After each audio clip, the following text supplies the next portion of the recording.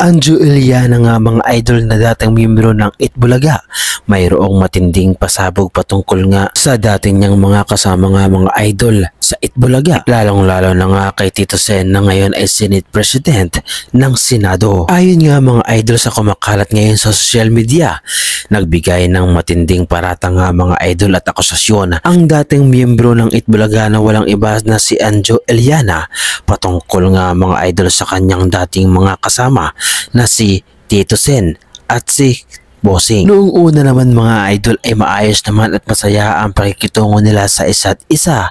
Subalit kalaunan nga mga idol, lalo na nung pandemya, ay nawala ng trabaho di umano itong si Anjo Eliana. At dahil nga mga idol di umano sa kasagsagan ng pandemya, ay nawala ng trabaho itong si Anjo Eliana at kalaunan nga mga idol ay nawala na sa Itbulaga.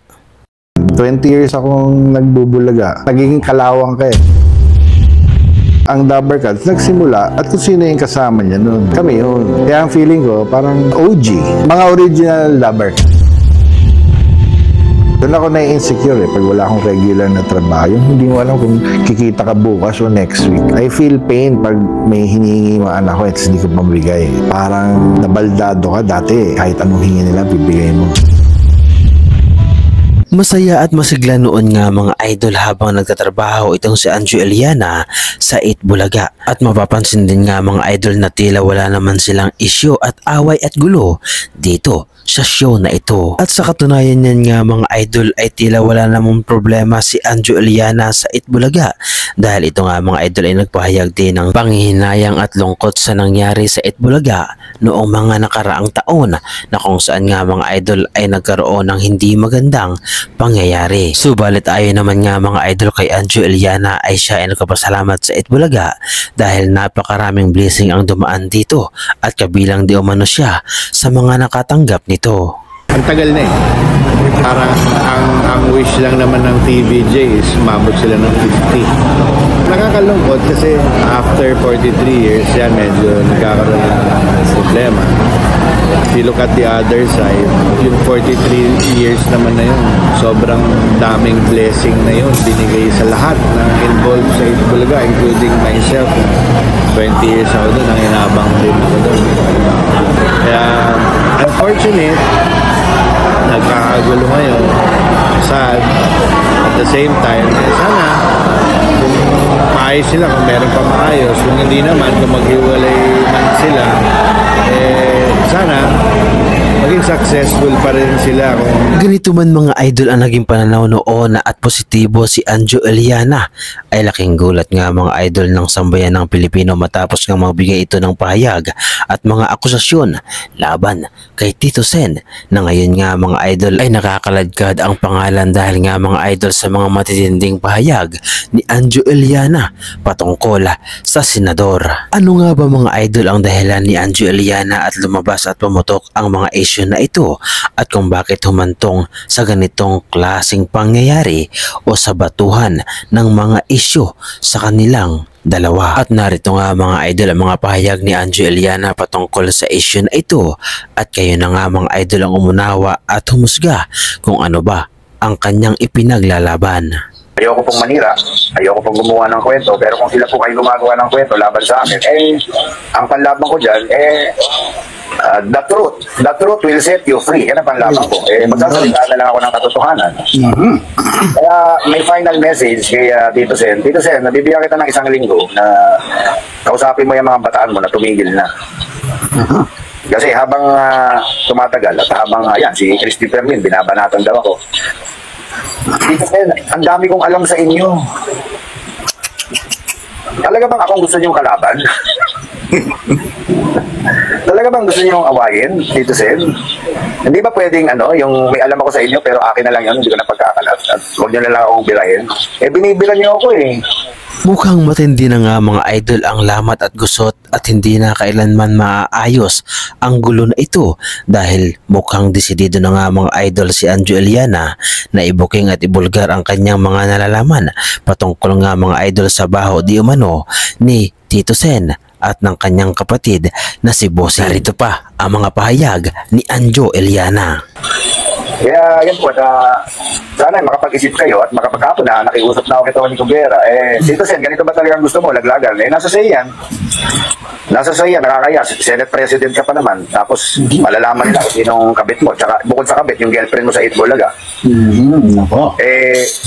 Alam mo kasi sa Itbulaga, Bryce, alam naman ng mga taga doon kung sino yung karelasyon ni Tito Sen. Siyempre, hindi magsasalita Oo. Maraming, hindi naman lahat, pero may mga may alam naman yan. Ang pinaka nakakatawa nga ako dahil yung girlfriend niya na taga Itbulaga, dito mo, sabay pa sila ni Bossing. Uy. Nagka-bookingan.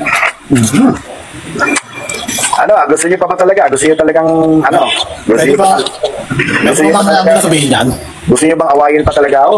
At ito nga mga idol ang matinding banta at banat ni Anjo Eliana tungkol kay Tito Sen at kay Bossing, na kung saan nga mga idol kapag hindi dumano tumahimik itong sina Tito Sen sa panggugulo kay Anjo, ay mapipilitan di umano itong ilabas ang baho na kanyang tinatago. Na ayon pa nga mga idol kay Anjo Eliana ay hindi lamang basta alam ni Anjo ang mga pangyayari, dahil siya mismo di umano nga ang naglakad sa babae na gustong maging kabit o babae ni Tito Sen. At ang lahat ng ito nga mga idol di umano ayon kay Anjo Eliana ay kanyang ibubulgar at ibubuko at sasabihin sa publiko kung hindi titigil si Tito Sen sa panggigipit di umano sa kanya, at oras nga mga idol na mangyari ito ay hindi na niya ito pipigilan pa na ibulgar ang katotohanan at ang lahat ng kanyang nalalaman. Narito nga mga idol ang mga banat at banta ni Anjo Eliana. Panoorin mga idol at pakinggang mabuti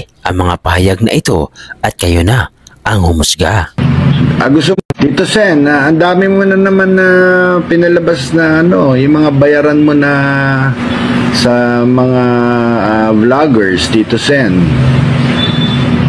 Gusto mo talaga ng Tito Sen, gusto mo talagang laglagan. Gusto mo i-reveal ko na mula 2013 kung sino po yung kabit nyo, Tito Sen? Okay ba sa iyo, Tito Sen?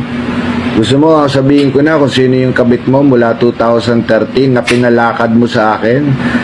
Sabihin mo lang, Tito Sen, at ko na, i-box reveal ko na.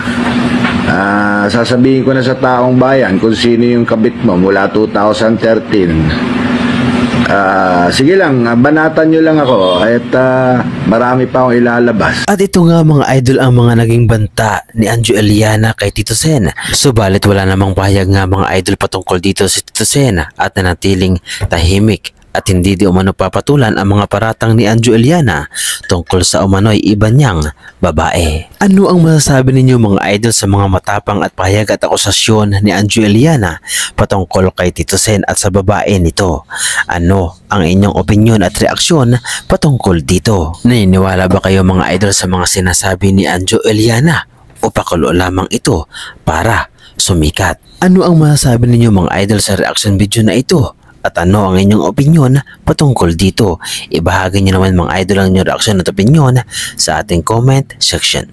So paano mga idol, hanggang dito na lamang muli ang ating reaction video. At kung nagustuhan ninyo mga idol ang reaction video na ito, ay pahingi naman ako ng isang like, subscribe, at kung pwede pakipindot na rin ang ating notification bell button para updated pa kayo sa lahat ng ating mga reaction video na katulad nito.